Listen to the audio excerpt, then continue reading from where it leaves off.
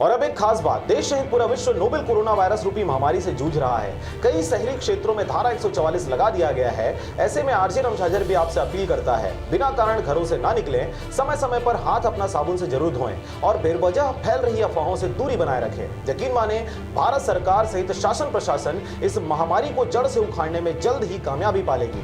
धन्यवाद।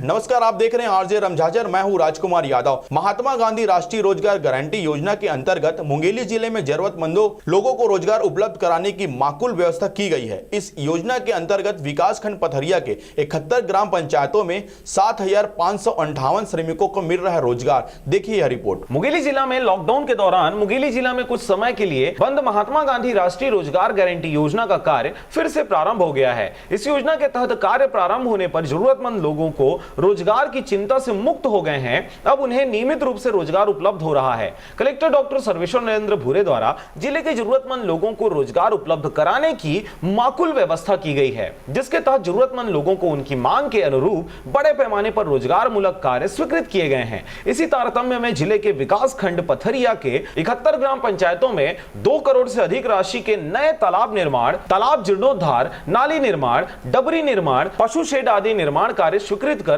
7,558 श्रमिकों को रोजगार उपलब्ध कराया जा रहा है। जनपद पंचायत पथरिया के मुख्य कार्यपालन अधिकारी श्री कुमार सिंह हृतलहरे ने बताया कि महात्मा गांधी राष्ट्रीय रोजगार गारंटी योजना के तहत स्वीकृत और निर्माणाधीन कार्य लॉकडाउन के दौरान कुछ समय के लिए स्थगित हो गए थे। अब इस योजना के तहत निर्माण और विकास कार्य फिर से प्रारंभ हो गए हैं। लोगों को उनकी मांग के अनुरूप रोजगार उपलब्ध कराया जा रहा है। उन्होंने बताया कि लोगों को रोजगार उपलब्ध कराने में सोशल डिस्टेंसिंग के नियमों का पालन किया जा रहा है। श्रमिकों को मास्क वितरण किया गया है। श्रमिकों द्वारा मास्क लगाकर निर्माण कार्य किया जा रहा है। श्रमिकों को हाथ सफाई करने के लिए सैनिटाइजर दिया गया है, जिसके फलस्वरूप श्रमिकों द्वारा भयमुक्त होकर कार्य किया जा रहा है। Bureau report, RJ रमझाझर।